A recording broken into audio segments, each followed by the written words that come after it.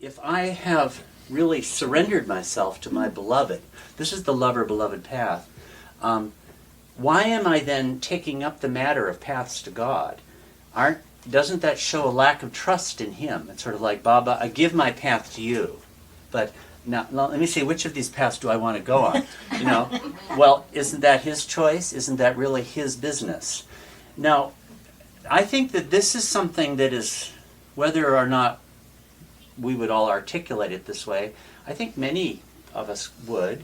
And I'll say for my own part, it's not like I thought this up. I learned this from those who went before, particularly the Mandali. I would say, in my own experience, Erich was most articulate on this subject. I'm talking here about paths to God, whether that is a legitimate concern for us. Okay, and he would be very articulate and talk about matters of this kind. But I think for the Mandali generally, even if they didn't talk about it, they were the embodiments of it. They lived it. It's like you talk about seeking God, and it's like they would laugh as though that had nothing to do with them. They only cared about Meher Baba. And so one learned it that way. And this, they in turn, I think, learned this from Baba himself. When you read about Baba's very early days, especially with the men Mandali, there was a lot about the circle. Some are in the circle, some aren't. It seems like everything got named the circle this or the circle that for about 10 years. There was a circle committee at Mirabad that decided the business of committee. There were circle publications at Manzalimin that published the life of Upasani Maharaj.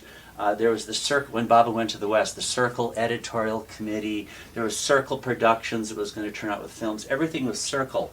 And after a while that sort of tapered off, because it's almost as though the path to God, you're going to get God realized, all that stuff was the way that Baba drew people, and then he weaned them off it. So I think that this is part of the culture that we have been given. I've been thinking a lot about this because of these, some of the, at Mehrana, somebody was saying, well, I'm not a seeker of God. The path of God has nothing to do with me. So this is why I've been thinking about all this. But let's take this a step further. It seems to me, okay, it's the role of the lover is to seek the pleasure of the beloved, right? Well, what does that presuppose about the beloved and me in terms of selfishness? It's like I am supposed to be utterly selfless, whereas the beloved could be as selfish as he wants, right? I mean, that would be the case with an ordinary person. Like, what if someone went to you and said, hey, Patty, you should devote yourself entirely to pleasing me and make that the goal of your life? Or any of you. Somebody went and said that to you. Baba Lover once said that to me. Right. And whatever... And it wasn't me. I mean, I dare say the response of most people, whether they would put it in these words or not, would be, go to hell. Who are you to be asking that for me? What chutzpah? Who are you to presume to ask for that? And yet, Baba asks us for that, doesn't he? And a lot of Baba lovers would accept the rightness of his asking for that. Why would that be so? In my own case, I'll say this. It's because I know that I am full of selfishness from head to foot. That's my daily experience. And I fully believe and have faith in my own limited way have seen that Baba is not. He is pure selflessness. And any appearance of selfishness is merely part of the humanity that he has put on for the benefit of us all. That in fact he is serving us all the time. I think that's part of the general understanding that many of us would have about Meher Baba. So what I'm trying to say is that this actually is a path to God.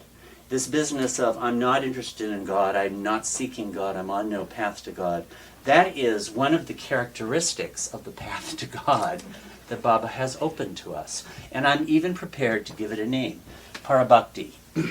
Bhakti is devotion, Parabhakti is the highest devotion. That is to say, by entering into this path, part of it is to forget that you're on a path, to forget that you're seeking God at all, and only to devote yourself to the beloved.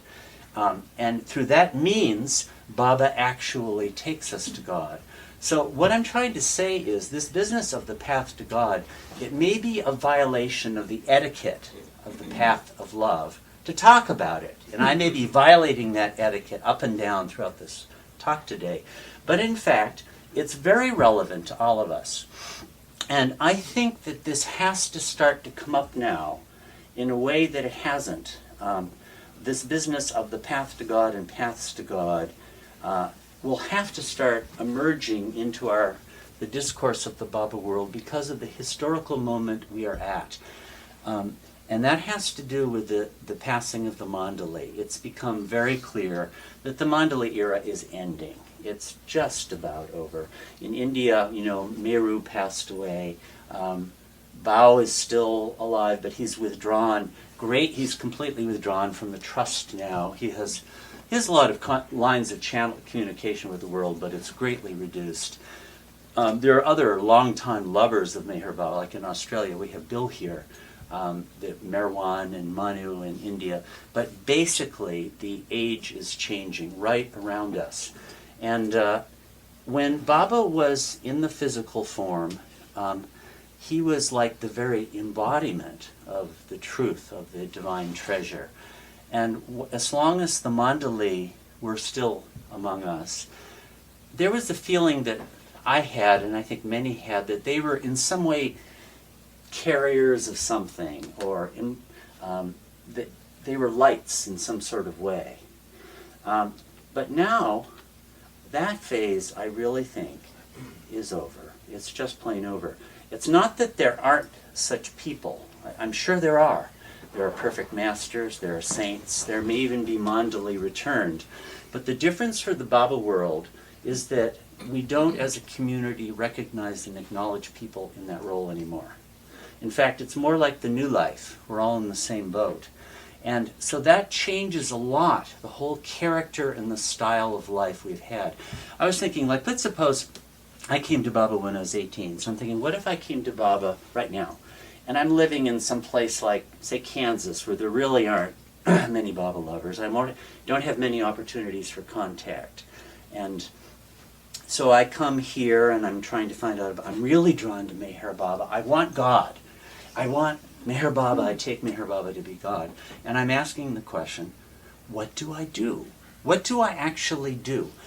To what do I apply myself? To what do I make efforts? And let's suppose I hear somebody say, well, no, don't search for God. Well, that's why I'm here. I'm searching for God. You're telling me not to do the very thing that brought me here. And so let me start to talk back as though I were that person. All right, we have Bill LePage here, who actually met Baba in the 1950s. I would say, okay, Bill LePage and people of his generation. Adele, okay, we have two people here right now from that very era, from the 40s. Let's suppose, I won't attribute this to you, but let's suppose some people of your vintage might say, no, I'm not on a path to God, I'm just devoted to Meher Baba. Well, now I'm speaking as this 18-year-old who's just come to Baba. I say, okay, you may say that, but the truth is that your life was a sadhana. A sadhana is a dedication, a discipline, based on your encounters with Meher Baba. When you weren't seeing him, you were saying, when will I see him again? How will I save the money to go to see him again? We have an East-West gathering. There are other people who don't have the money. How can I help them to go? I mean, everything was focused around that relationship, and the whole of life got transformed by it. So don't say you didn't have a path. You did. Okay, those of you who came in the 70s, say, like the Ward Park's giving this talk, and many other here who are like that, you had a constant. Not everyone was the same, I won't say that, but for many people a big focus was, I want to go to India, I want to go to Myrtle Beach, I want to meet Phyllis and Adele, I want to spend time with the people who are close to Baba. And a lot of what we gained and a lot of what we learned was from that experience. So now I'm this 18-year-old saying, you too had a sadhana, you too had a path, you've gained all sorts of stuff from this experience and culture of being with Meher Baba. Now you're telling me that I'm not, how am I supposed to get that? What am I supposed to actually do? There aren't Mandali for me to go to see. There isn't a Meher Baba in the body for me to go to see. If I start reading God Speaks, somebody will say, no, you can't find God in a book. If you start going to meetings, no, you can't find God through religion. If I say the prayers, no rites, rituals, and ceremonies. Every path, this is no, don't do that. You can't find Baba that way. Well, what do I do? What in fact do I do? So I think that this being the case, everything has to be back on the table again. That is, the entire inheritance of all that Baba gave, all that Baba explained, is fair game. And if people come along and really are, all right, we've been having a lot of full-day readings of God Speaks, for example. Erich, who probably had more to do with the writing of God Speaks than anyone else other than Meher Baba himself, would rarely talk about it. Even Erich wouldn't. But, and so we do, because there's a savor in it, there's a taste in it. I think that people should, I think the age has come where it's time for us to come into our inheritance. By us, I mean the whole world of Baba's lovers. Anything of Baba's is good food for us.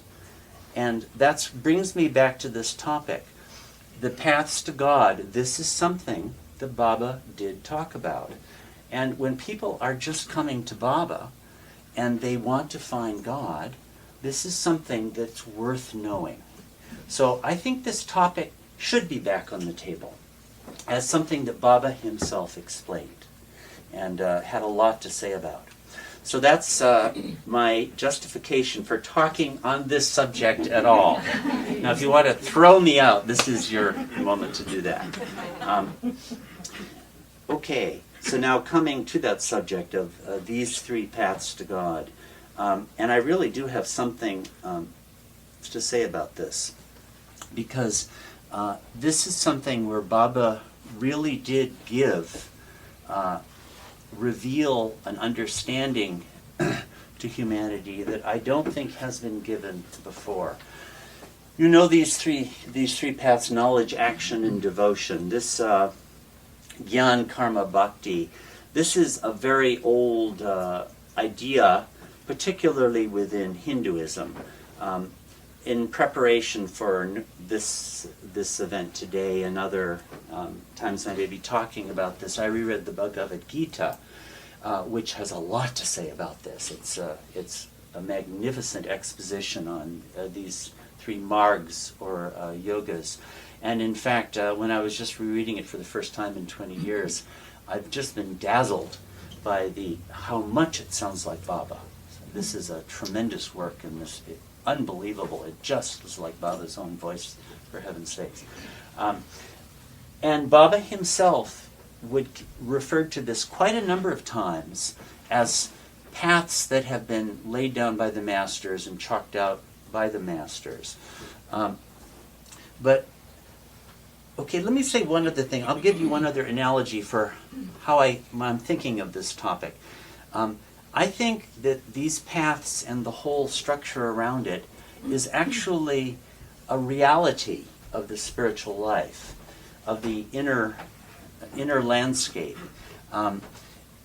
Whether one may or may not wish to conceive of it as such or recognize it as such, but it's actually there. These contours are there as much as, say, the Atlantic Ocean is there, or the Appalachian Mountains. And here's an analogy I was thinking of to try to illustrate this idea. Let's suppose that somehow we're from some place in outer space, and without knowing it, we get landed in a part of America back, say, 1400, before white man came here. And we don't know where we came from and where we were. And let's suppose we're deposited in, say, the middle of Tennessee somewhere. And somehow or another we figure out how to survive. We fish and primitive agriculture, and we build shelters and get clothing somehow. And then someone comes to us and says, would you like to know where you are? And I could tell you a lot about where you are. If you go about 70 miles west, you'll hit this river, the Mississippi River. And if you cross it, you'll hit these wide plains, and then there'll be mountains. And if you go further, you'll get to an ocean. If you go south, you'll get to the Gulf of Mexico. If you go north, eventually you'll get up to lake country and the Arctic. I can tell you about the greater landscape where you are. Do you want to know about this? And let's suppose there's one person who says, really speaking, my job is to get food for my family and my friends, fish in the rivers and all this. No, I don't want to know. And let's suppose a stranger says, God bless you, I respect this and honor this. You follow this path you're on. But let's suppose someone else says, well, I really would like to know, have some picture of where I am. It might come in useful one day. Maybe I'll go to this Mississippi River, 70 miles, I could probably go that far. Or maybe my children will. Or maybe we'll have to migrate one day. And that too is an honorable way to go. That's what I think we're talking about with these paths to God. They're real. They're metaphysically real. And they're perennially a part of the inner landscape. I think from the beginningless beginning until the end, they will always be there. So now here is some of the philosophical, metaphysical background to these three paths. I didn't come to this matter of the three paths because it was some special interest of my own. I'm just a book guy. Everything that I would understand is intellectual knowledge from studying Baba's books. So to really know about these things, you'd have to find someone who's on the path or someone like that, and maybe such people will show up. But from studying Baba's books, I kept seeing that Baba was really confirming this traditional division of the paths as fundamental alternatives in the inner life. And Baba has given a whole metaphysical background to it that's one of the really great revelations of this Advent. Interestingly, Baba never really explained it, pulled it all together in the way that I'm about to put it here, but every part of this does come from him. And now this is where this chart comes into the picture. It's made up for this purpose here. How can we where can I put this where people will actually see? Okay. See, the chart blocks out Baba himself. Right. This way? Well, then it'll block out another Baba. Just move it. All right. It can't block. All right, Baba's still there. All right. Yeah. His alphabet board is being blocked out. Okay. I want to come from these three paths to the triune nature of God. Now, this is very explicitly set forth in God Speaks. The triune nature of God is power, knowledge, and bliss. And Baba really was explaining this idea as early as the 1920s. This seems to be a permanent part of Baba's cosmology or metaphysics or whatever word you want to use for that. We don't have a great word in English to talk about what this kind of knowledge is, revealed knowledge in his part. And about 10 years ago, so I'll be getting to the three paths in a minute, but about 10 years ago, I suddenly noticed this triad, this triune nature of God, really for the first time. I had, just sort of taken it for granted or never really thought about it. And suddenly the thought occurred to me, knowledge, power, bliss, where does that come from, actually? I mean, is that some traditional representation of who God is? And I've spent 10 years looking throughout the spiritual literatures of the world as much as I'm able. Anyone else who knows anything about this, I would be most grateful if you're aware of something relevant to this. But I haven't been able to find this anywhere. And it appears to me that this is actually a revelation by this avatar, that these are the three natures of God. And it's not as though it's just a way of thinking about it, as I'll be explaining in a minute. This is fundamental. These actually are the triune natures of God. The phrase Satchit Anand comes up from time to time, and people, one might be inclined to say that this comes from that. And actually, in God Speaks, knowledge, power, bliss is discussed as Satchitanand once or twice. But actually, Satchitanand does not mean knowledge, power, and bliss. Balna too was the one who used to point this out. Sat means something like truth or existence. Chit means consciousness. And Anand means bliss. So truth, consciousness, and bliss. You are the trinity of truth, knowledge, and bliss. That's something like Satchitanand. But the Parvartigar prayer also has you are knowledge infinite, power infinite, and bliss infinite. In any case, Satchitanand, whatever Baba may have used it to mean, in the history of India, it was not understood to mean knowledge, power, and bliss. So as far as I can tell, this is a gift of the understanding that Meher Baba has given for the first time. But now these are some of the larger contours of this idea or this understanding that Baba has given to us. And I think this is a idea that will have an importance comparable to, like, say, the Christian Trinity. I mean, the Christian Trinity was never explained in the Gospels or anything like that. But look at the incalculable impact it has had on the history of Christianity. I think this is an idea from Baba that will be of comparable importance to the future, because the knowledge, power, and bliss are the foundation for the structure of the cosmos. And this is from God Speaks. Baba says about this explicitly, the mental body, the subtle body, and the gross body are, and these are going to be my words, but are the finite version of God's divine attributes as knowledge, power, and bliss. In fact, he says in the beginning of the 8th chapter that God's natures as knowledge, power, and bliss are what impel creation to expand towards infinity.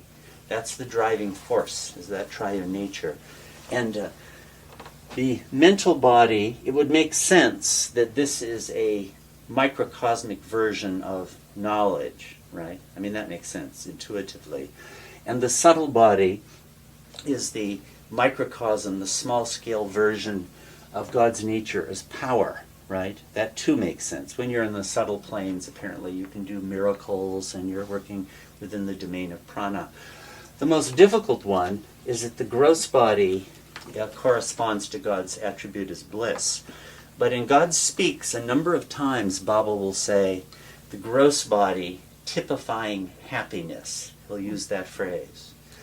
And happiness, I take to be what bliss translates into when it enters into the domain of duality. Bliss becomes happiness and misery, those two opposites. In the same way that power becomes power and powerlessness, and knowledge becomes knowledge and ignorance. So in other words, the very constitution of who you and I are, with our three bodies, if we accept this as something Baba has told us about ourselves, mirrors the triune nature of God, knowledge, power, and bliss. Well, God Speaks doesn't exactly talk about the spheres in the same way, but infinite intelligence does. So I'm sort of not going into all the details of where all this can be found. But on the universal scale, Baba talks in Infinite Intelligence about Ishwar, the creator, preserver, destroyer of the universe. And Ishwar has universal bodies. And those would be the mental sphere, the subtle sphere, and the gross sphere. So those spheres and those bodies are empirical realities. So when Baba says that there are in fact three natures of God, it's not just like this is a way of thinking about it. If you're in a different mood, you'd say, well, knowledge, power, bliss, and peace. Or let's throw in majesty, or beauty, or mercy. In other words, we could have 10 natures of God if Baba's being effusive that day. Well, these are no doubt divine attributes. But apparently this triune nature of God is quite real. I don't know how, I think a lot about this. It's right in my line of work. And I don't know how interested you are in this. Yeah. Let me just say this. You're in the middle of it. I'm in the middle of it. Okay. This is what it seems to me that there's a descent from God down to bliss. Bliss, why does bliss correspond to the gross? That's the question that I've thought a lot about. And what I would say to that is that, do any of you know, you probably don't know Samkhya with the three gunas of sattva, rajas, and tamas. Have any of you acquainted with that? The tamas, sattva is luminosity, rajas is emotional tempestuous. The Bhagavad Gita is full of this. And tamas is inertia, darkness, lethargy. Well, bliss in a way is tamasic, because when you're blissful, you don't want to do anything. It's the end of the line. So, like, let's suppose I want to know something. I want to know about the Civil War. There's me, there's the act of knowing, and there's an event there, the Civil War, right? So it's like knowledge projects something outside the domain of knowledge, a whole event, the Civil War. Let's come to power. I hit the baseball. There's the act of hitting, and there's the object of this exertion of power, which is the baseball, which is a gross object. So power seems to project, there's a subject-object dichotomy in both knowledge and power, implicit. And there are objects which seem to presume the possibility of something outside that sphere, something outside of knowledge, something outside of power. But bliss is inherently different. I am blissful. I don't bliss something. Bliss doesn't have an object. Bliss is the stopper. Bliss is by nature the end of the line. And that is how the gross sphere is. The gross sphere just, like bliss among the natures of God, bliss is the couch potato. It just sort of sits there, you know. When you're blissful, you don't want to do anything because you have it. It's tamasic, it stops. And the gross sphere is like, in the domain of duality, is the manifestation of bliss, in the sense that it just sits there and doesn't do a darn thing unless energy comes and stirs things into action. So I really think this is a very powerful account of the cosmos, knowledge, power, bliss, reflected in the spheres and the bodies of the mental, the subtle, and the gross. In the future, I have no doubt there'll be philosophers and these will be huge subjects as people delve into God speaks and infinite intelligence more and more.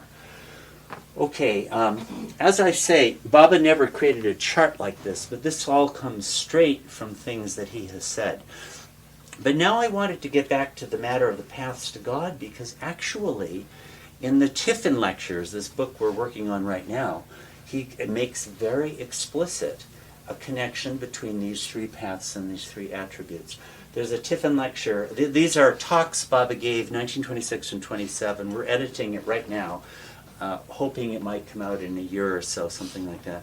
Talks Meher Baba gave to his Mandali at Mirabad. And it's like being a fly in the wall, and Baba's explaining all kinds of stuff to them. They're quite wonderful. And in one of them, Baba does talk about these three paths to God. And if I were faster, okay, I'll do this really quickly and just try to show you. Let's see. Oh no, I'm going the wrong way. 7, 6, 5. Okay. This is my rendering of a diagram that's there.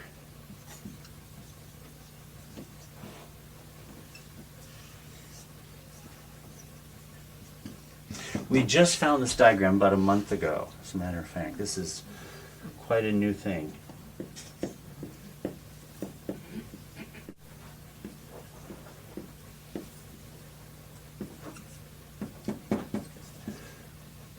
it looks something like this. Or this is the idea of it. And there's an explanation that goes along with it too. That is, Could you hold that up Can you briefly? lift it up? yeah. You put it up on the, Just briefly. Yeah. Okay. just put it up. Oops, I'm going to destroy everything. Okay. I don't know if you can. Just hold your finger there in case it. Yeah. Yeah. Okay. Okay. So you see, That's this, the teacher. this, I'm just going on a memory. We just found this diagram very, very recently. But here you see knowledge, power, bliss, right? And these are the 7 planes. 1, 2, 3, 4, 5, 6, 7. And here you have the 3 paths. In this lecture to the Mandali, Baba was talking about the 3 paths. The path of Gyan. It's also spelled in infinite intelligence, D-N-Y-A-N, Gyan. We don't have a good English spelling for it, which is connected with knowledge. Karma, which is connected with power. And Bhakti, which is connected with bliss. So there is a direct correspondence between these 3 paths and the triune nature of God. Yeah. I know what karma is, and I know what bhakti is, but what's jnana? Gyan is knowledge. So knowledge is connected to knowledge? Yeah. The path of knowledge. I mean, that makes, it's just another word for it. Okay. In fact, this could even be called Gyan. So Gyan Yoga and the attribute of Gyan, that's intuitively not difficult to see. But the other 2 are more interesting, actually. I mean, less immediately obvious. And I think one can really, it's very stimulating to reflect on it for a minute. You know what? Well, I'll go into the 3 yogas a little bit more presently. We'll see how I'm really shooting my wad in this section of it. This is really the thing that I've been thinking about and trying to gather from Baba's books. I really need to do more than to study the individual yogas, but I have a little bit to say about them. But the path of Gyan Yoga is like the path of discrimination, detachment, meditation, things like that. Like if you go out into a forest and in a cave and you're meditating for 30 years together, like Milarepa or somebody. That's Gyan Yoga. Karma Yoga, a way of saying that in a phrase is selfless service. The discourse on selfless service, I think, is, we could say, Karma Yoga. That's a beautiful description of it. And Bhakti is the path of devotion, adoration for God. On its most superficial level, it's ritualism, worship, prayers, rites, ritual ceremonies. In its higher aspect, it's divine love for the beloved. So these directly correspond, apparently, to those 3 natures of God. Now, Karma Yoga, this would be like living in the world and not of it, performing your duty selflessly, and renouncing the fruit of action. The Bhagavad Gita talks beautifully about that, and so do Baba's discourses. And to me, I can really see why this does relate to the attribute of power, because it is accessing that aspect of God selflessly. Your focus is action, the sphere of action, which comes from power, but you're doing it in a selfless way. You're renouncing the fruit of action. And as a matter of fact, in this Tiffin lecture, Baba did say that many of the great political leaders of the world are former karma yogis. Of course, in some cases, it would seem like they kind of lost a little bit of their selflessness. Maybe they're cashing in, you know. Probably so. But now Bhakti, this is very interesting too. Bhakti is linked with bliss. And I've been thinking about that, and I think it is true that devotion is blissful. I mean, there's a sense of ecstasy. I mean, like if you think about certain groups that do this, Hare Krishna, Hare Rama, Hare Krishna, you get drunk on it. You get very intoxicated. Or else sometimes singing for Baba. That's kind of a bhakti type thing. that also can be very blissful. So I think that link makes a great deal of sense to me.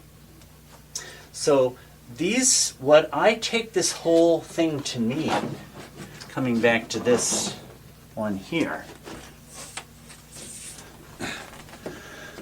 is that this is really and truly part of the inner landscape of the universe. The natures of God, the spheres, the bodies, and the paths to God all coordinate. And as best I can see, this is something that Baba has, an understanding that Baba has given to the world that the world has never had before. Pieces and parts of it you can find here and there, but the symmetry and the coordination of it all comes from him. Yeah. On this lower chart, you wrote the 7, or I presume are the 7 planes. Right. You haven't said anything about correlating those 7 numbers with the rest of the chart. How do they correlate with? Oh, yeah. Well, it appears, what I take the chart to mean, is that any one of these paths can go all the way. That I should have said that. I'm glad you brought that point up. It's not as though when you're a beginner, you do gross plane bhakti yoga. And when you get into the subtle plane, you go into karma yoga. And when you get in the mental planes, you go into jnana yoga. No, I mean, that's clearly not the case. Baba once had said about Zen Buddhism that it basically goes up to the 5th plane.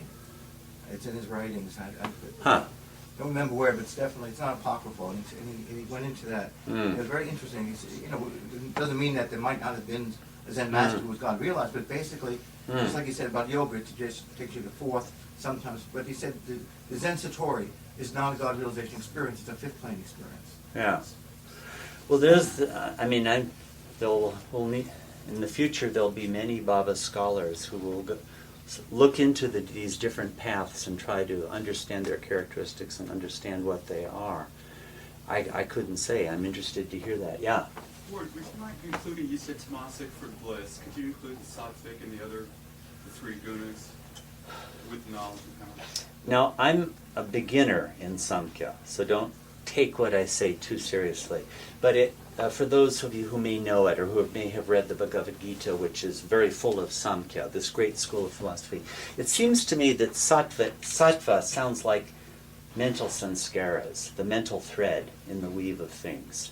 And Raja sounds like the subtle, the tempestuous energy, emotionalism, highs and lows, the energizing force in things. And to the tamasic sounds like it's the gross. But that's how it strikes me. I just read one of the major treatises in Samkhya, and it tended to confirm that.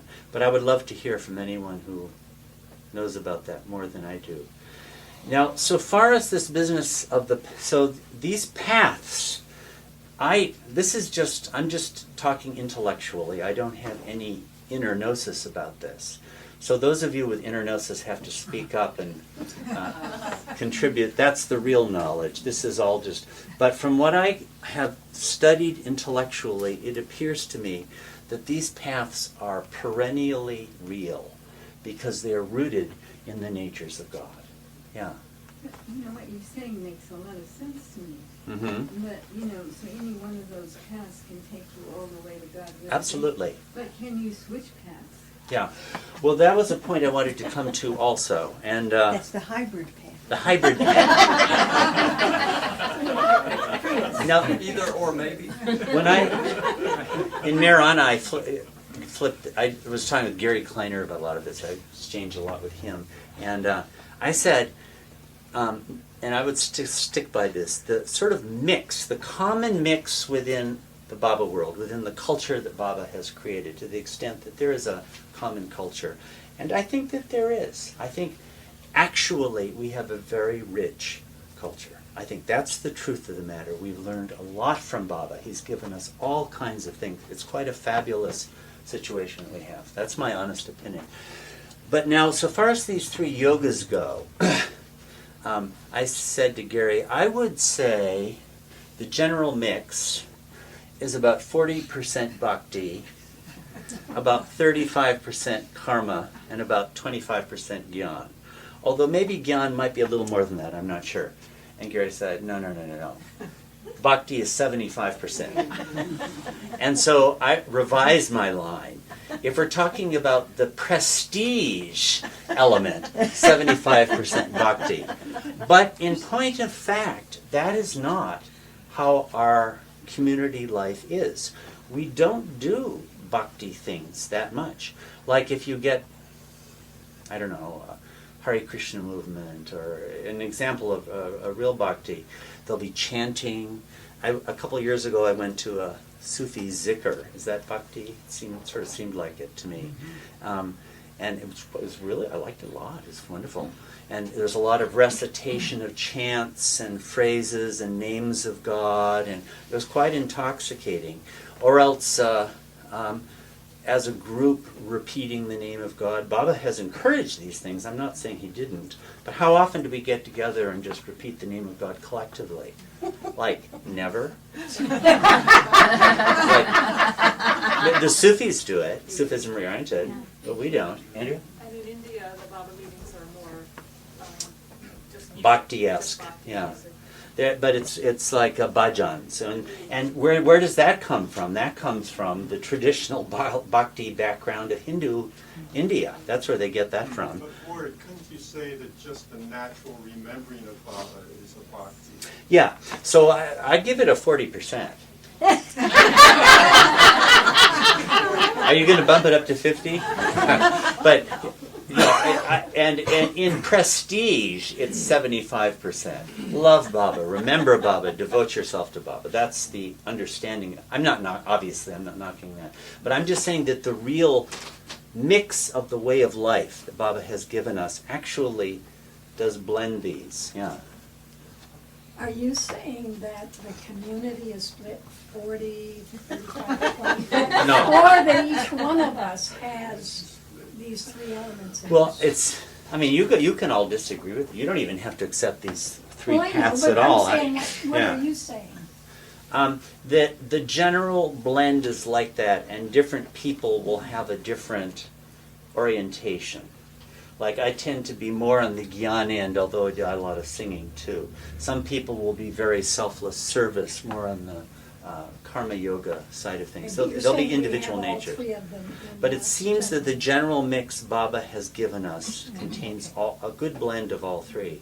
And actually, karma yoga is quite a big one, because a lot of the emphasis that he did give to us was stay in the world, do your duty, but remember me.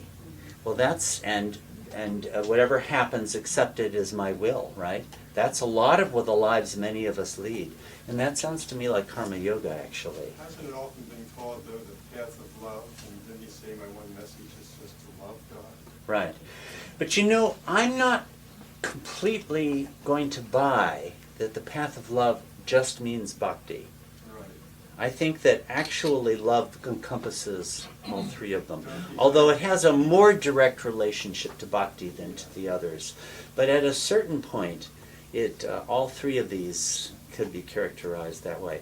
But yeah, Baba's dominant emphasis was on the love side of things for sure, and it would be more towards bhakti than the others. I would tend to agree with that. But what I am saying is that the others are a real part of our mix. And in fact, even the Gyan side of things, studying the discourses, studying God Speaks. Even people who don't do those things, I think most Baba lovers have a certain knowledge about it. It's like the law of karma. What I do will produce karma, and it will bind me. That there are sanskaras that I need to add. You know, this is part of it certainly is mine, of my inner horizon. I have the feeling that I had a previous life, and I'll, be born again in some circumstance, and this is the landscape in which my little drama is being played out. I think that's a real part of our culture, too. So I don't think Gyan is inconsequential or negligible. And Gyan also involves the exercise of discrimination in the unveiling of intuitions. One of the discourses talks about exactly that. Discriminative power to find the higher intuition pertaining to a given situation in our lives. That's the Gyan side. Now, there's a lot of that. As a matter of fact, the discourse on selfless service, a lot of you are acquainted with that, right? It's really wonderful. I would say that's a whole topic that would be wonderful I'm interested in all this stuff. I don't know how exactly, this is a huge subject, to sort out these different types of spiritually advanced personalities with these three paths. Are musts all bhakti? Any musts here? And our saliks, what would they be? Are they all gyan and karma? I don't know. I couldn't say. It could be that you could have a salik who is overwhelmingly bhakti, but it somehow kept balance anyway. So I'm not sure these can be all reduced to each other in some very simple way. But now, let's see, how much longer there's a lot more I can say about a lot of these things. Keep going. Yeah, if you want to I enjoy this. There's some particular things I could say about some of these paths from what my study of them. Could you say more about the path of bliss? Because what keeps striking me is your quote, couch potato. Yeah. Not wanting to do action. Right. So. Well, I'm just speaking on basis of my own limited experience when I'm feeling very blissful. I just want to go on being blissful. I don't want to do anything. I mean, what strikes me, what Baba did with the must so often is he would get them Right. to work. Right. And they didn't like it a lot of the They time. didn't like it. And during Right. World War II, I was just reading last night in Right. They were stuck in bliss. Duncan's diaries about how Right. one of them got wild and who was in Right, sweet-natured right. and he became ferocious and was I was just one of them. obscenities. I've forgotten his name, but he was on the 6th plane, and Kaka was supposed to keep an eye on him. So in the middle of the night, he got up and started leaving the room, and Kaka followed him. And the must said he's going to the bathroom. So he went to the bathroom, and when he came back, the must said, "You're very thorough, Kaka." It looked like he wanted to take off down the road and be out of there. So because I think Baba would probably disrupt their bliss. That's what it sounds like it. Because bliss, when you're being blissful, who wants to work? Who wants to do any work? Do you think, I think this is true, that So my bliss question is, underneath it in is its this a nature, path a to stopper. Yeah, so It's is this like- a path to God? That's my question. Underneath that, my first question is, Yeah. how is this then become a path? Well, I would imagine that the path of bliss in duality is the path of bliss and misery. Because you have the two opposite aspects of it. So thus, the story of the lover of God is of the bliss of the beloved's presence and the agony of the beloved's absence. So the agony impels you. So as soon as you come into duality, the opposites of these come into play, I should think. So that would be an impulsion to get off your derriere and go somewhere. Yeah. Did you ever hear Baba say that the yoga for the West is karma yoga? I've heard people say that, but I don't know whether Baba really said that or not. I've never seen where Baba specifically said that. I think she's right, but I'm trying to remember where. Yes. I don't know. I'd need to see it myself. I think we're going to have everything. Yeah. Lord, Baba surrounded himself with so many different kinds of artists. I think there'd be a manifestation of the Bhakti Yoga. I don't know. I would think there are all kinds of artists too. Some of them are very brainy. I don't know. Maybe there could be a karma yoga acted. I don't know where they're going to be able to match things like this all that well.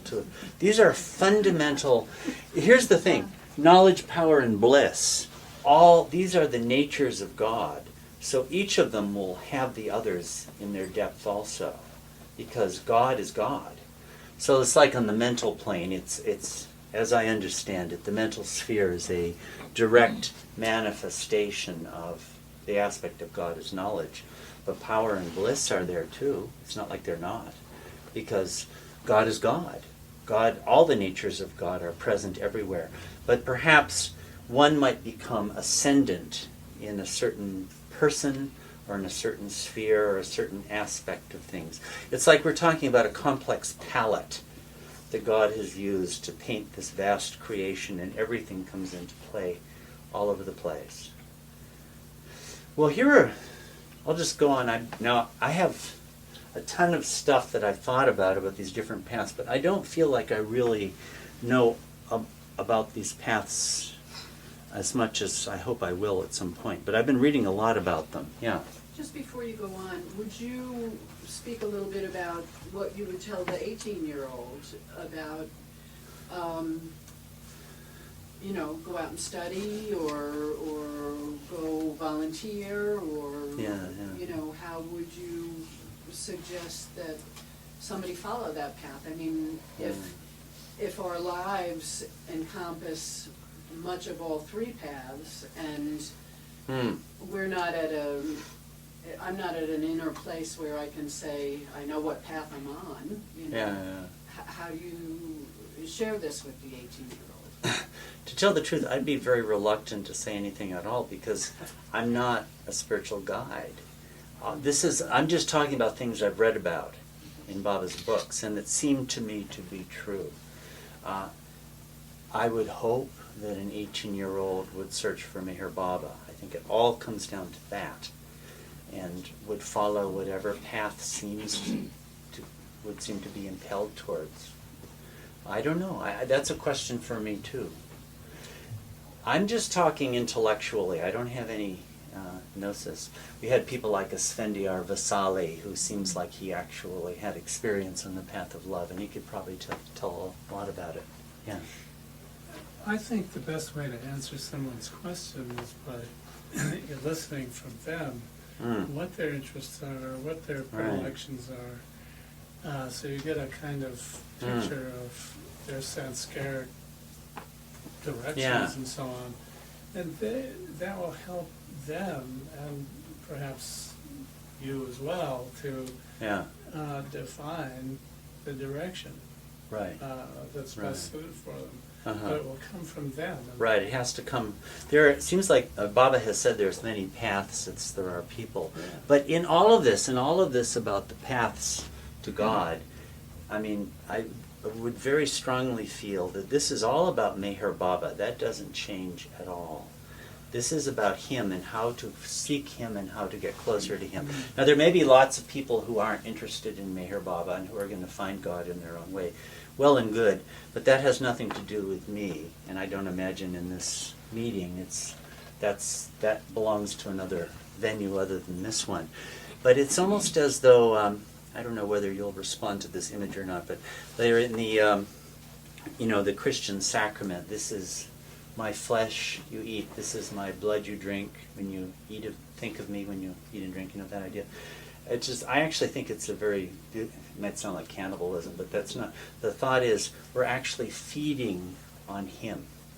And when that's part of what I think the processional of the Advent, part of the change, in a way, in this glorious age that we had where Baba was in the physical body, the thing to do was to be with him, obviously, and then whatever he wanted, do that.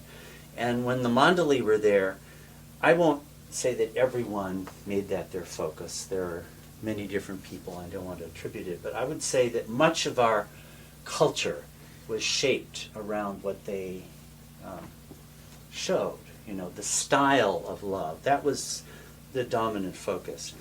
Well, does anyone really think the next generation is going to come to the people of our 60s generation and sit at our feet and gawk at us? I mean, let's put it this way, there are no signs of that happening so far.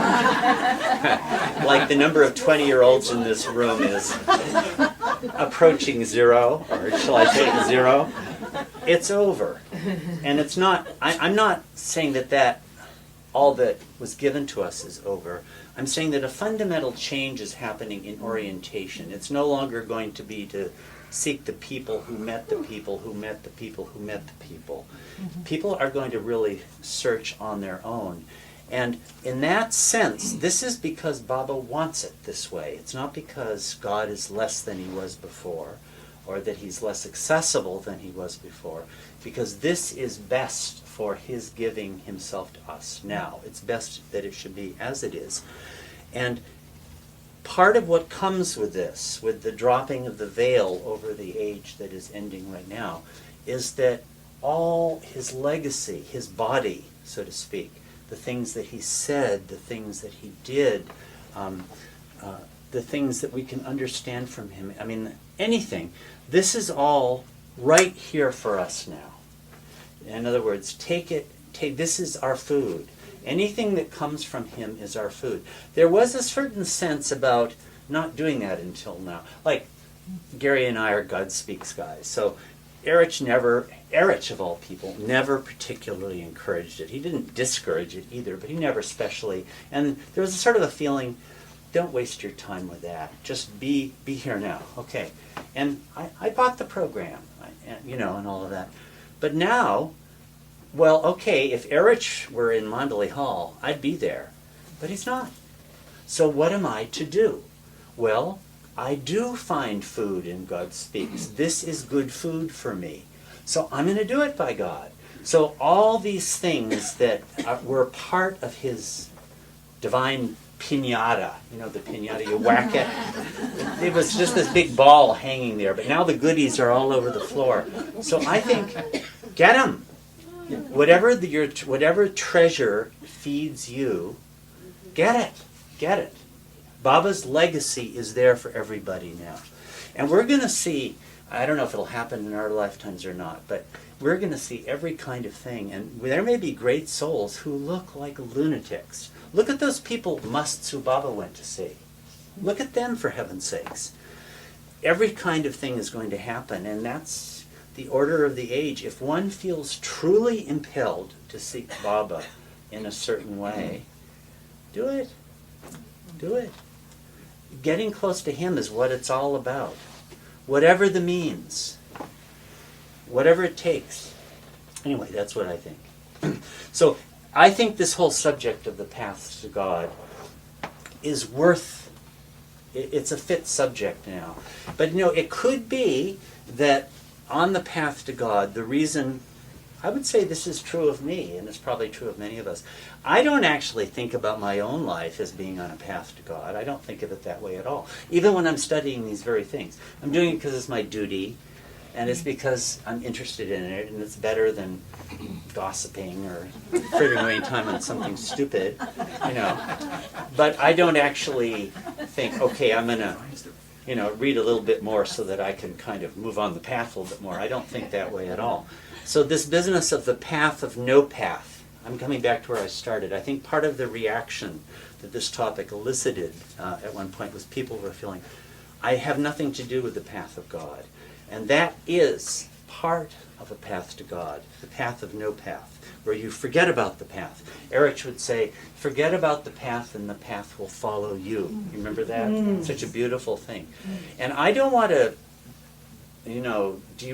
derail that at all or speak against that at all.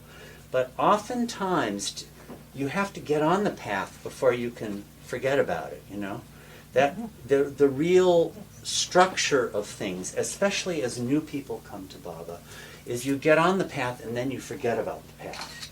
So we have to be able to talk about these things. We can't try to prohibit it anymore. To go to the very opposite, there's a Latin phrase. I just remember the translation. I am Satan and nothing human is strange to me. Have you ever heard that one? But it's wonderful Latin. I am Satan and nothing human is strange to me.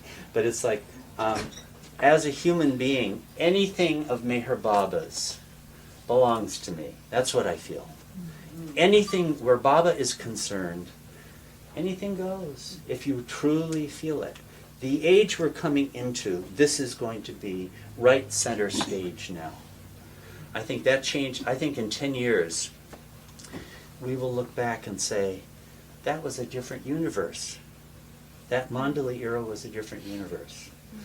And I honor it. And, I'm not saying anything against it. I hope you understand that. But in the processional of Advent, Baba unfolds himself in different ways and to different degrees. And this is what he wants now.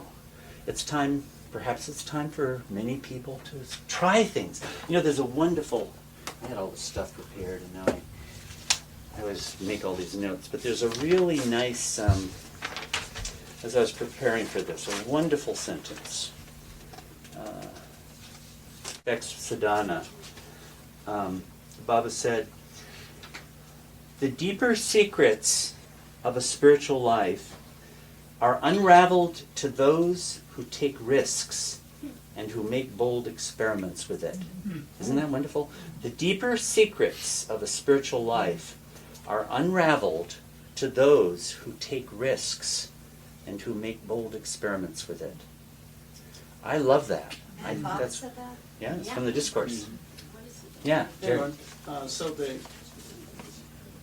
What relationship in your mind does this conversation have with Baba's wish and with that conversation that Val has about the work phase? Is there a relationship in your mind between, the concepts that you just expressed in those two things? Can you repeat the question, please? Yeah, Baba has expressed a document called his wish, and it seems to have an implication to choices of way you spend your time or something. Right. And in relation to potential paths that you might take. And then there's that conversation that Val has that has to do with the work phase, that Val has done all this other kind of activity. He's done the sannyasi thing, he's done this Right, and that. right. What we're left with is the work phase. Right. So I'm just curious in my mind if you have any comment in relation to that.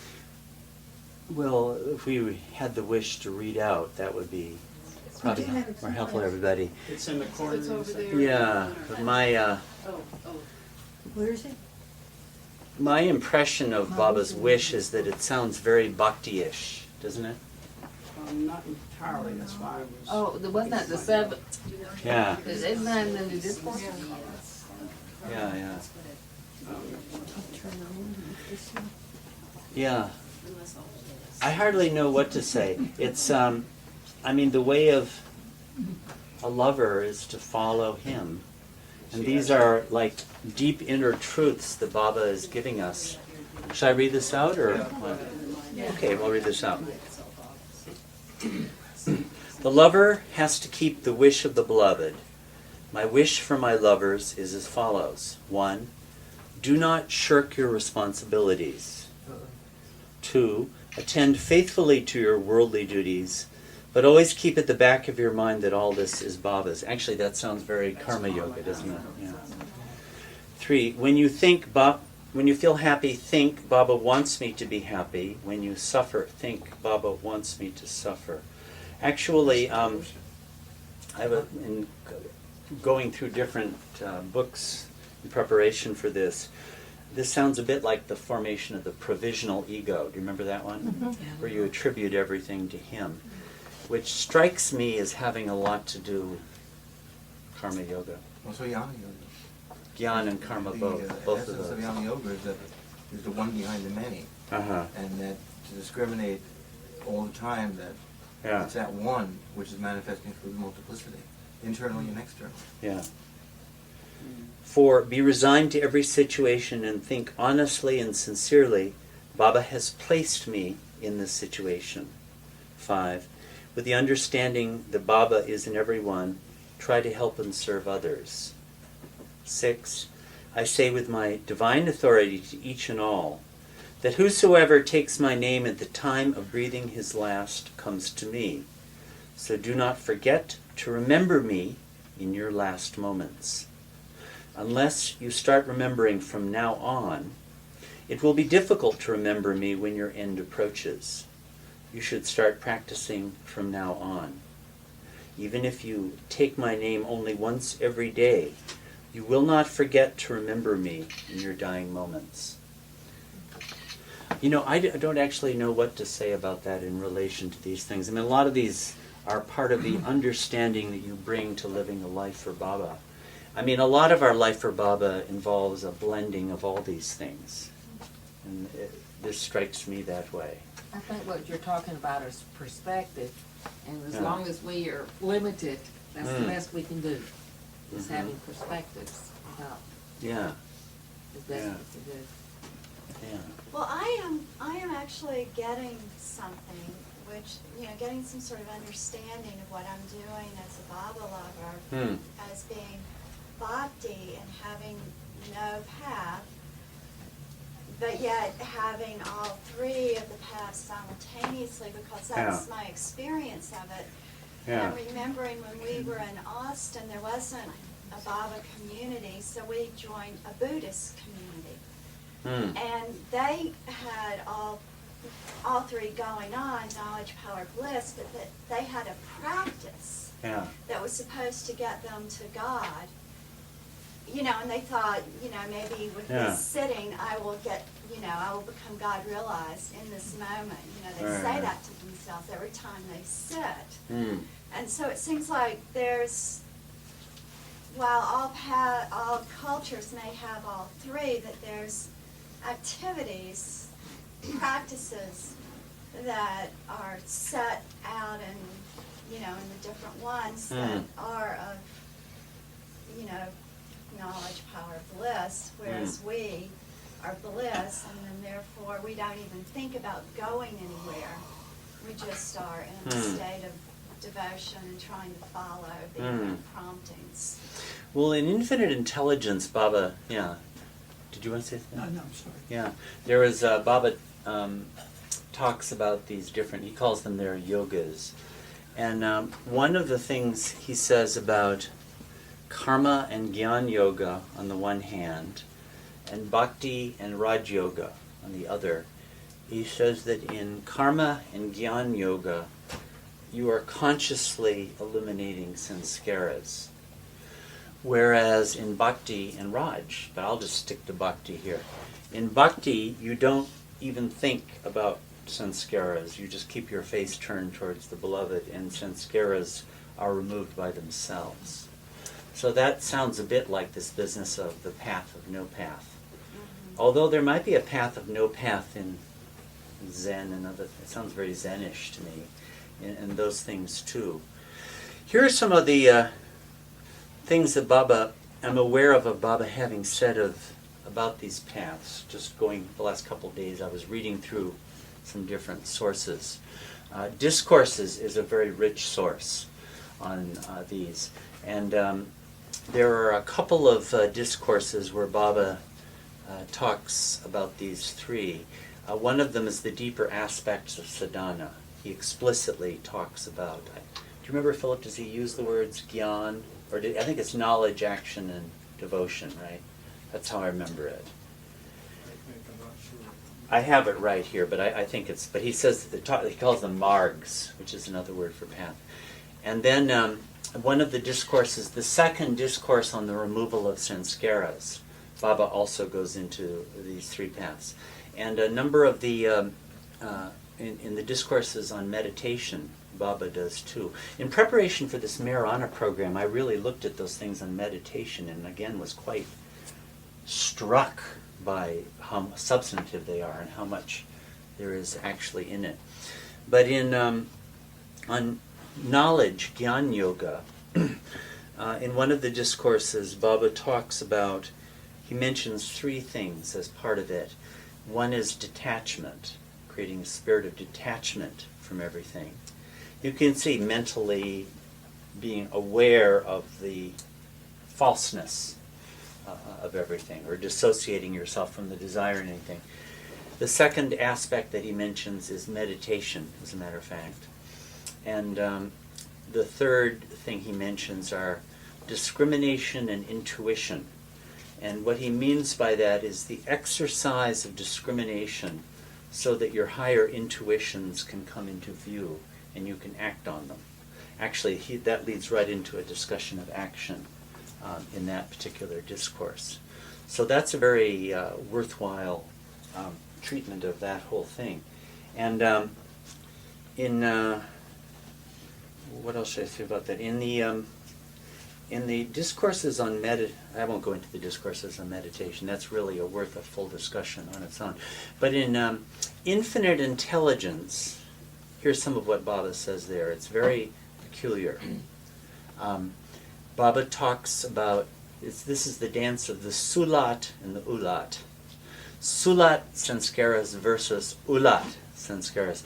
And Sulat sanskaras are the kinds of sanskaras that you create ordinarily, like, I'm I'm a glutton and I eat a big meal and I get indigestion, and that creates more sanskaras for more big meals or more starvation in the future or whatever it is. The normal process of spending sanskaras and getting new ones. Those are sulat sanskaras. But what Baba says about Gyan Yoga there is, and this is very peculiar, through the process of constant discrimination, you don't allow, when the sanskara is about to come up into your consciousness, you don't allow it to emerge into your consciousness at all. And by doing so, you create a sanskara, which is an ulat. Sulat is like obverse, and ulat is reverse, a reverse sanskara. You create a reverse sanskara. So you're by not acting, you create an ulat sanskara, and the ulat sanskara kills the sulat sanskara. So this you might call a like let's take Milarepa. Did you ever read that book, Tibet's Great Yogi, Milarepa? He sits up in a cave for 15 years and eats nettles, and goes through constant keeping any thought from coming up in the screen of consciousness. It's that kind of thing. So the thoughts, sanskaras, are constantly trying to come up, and you don't allow them to do so. And by doing that, you create contrary sanskaras that kill the original sanskaras. And then what Baba said about that then is, well, what do you do about the ulat sanskaras? These sanskaras you've created by not acting. And here's what he says. It's a very curious thing. He said that these ulat sanskaras have no content because there's nothing, you didn't experience anything. They're essentially, they're like a husk without a kernel in them. And in consequence, they're unbinding, and you get God realization. So that's how he described that process of Gyan Yoga. So it's a process of using the discriminate, as described there in Infinite Intelligence, of using that discriminative faculty through constant vigilance on thoughts and impulses and sanskaras, and not permitting them to come up into consciousness at all. Yeah. How does that fit with what Baba said about don't try to stop your thoughts, just let them come and go, but don't put them into action? I mean, I see where that part fits. Yeah. But he said don't try to stop your thoughts, just let them come and go, Yeah. just don't put them into action. So how does that fit? Well, it seems like what I've just described would be for people more advanced than this would be for the, if you're really mean to go this path of Gyan Yoga to the end.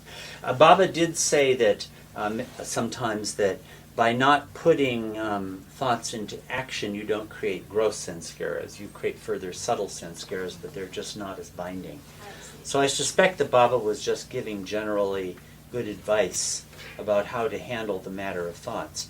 But if you really mean to go into this kind of Gyan Yoga, then Baba, I think, has described it in Infinite Intelligence. He said it's very difficult and it's very full of suffering. But if you can do it, it's very fast, as a matter of fact. Eating nettles must not have been too fun. No, you can read the We didn't stories have any guilt, about, yeah. when people really want God, you see what happens. They will do anything. Nothing can stop these people. And that's where the story leads us sooner or later. Sooner or later it will happen to all of us. But then this, and here's an analogy Baba gave for Gyan Yoga. It's a terrible analogy. This is an analogy to win over all the mothers of the world. He said that sulat sanskaras, those are ordinary sanskaras, right? The sanskaras you acquire through ordinary spending of old sanskaras and acquiring new ones, what we usually do. That would be feeding your baby milk. Your baby grows up and becomes another healthy person. I would take this as an analogy for me living my life in such fashion that I'm creating my next lifetime for myself. Right? That baby is me, the future me. But Dhyan Yoga, the acquisition of ulat sanskaras, is like feeding your baby poison. so that it dies.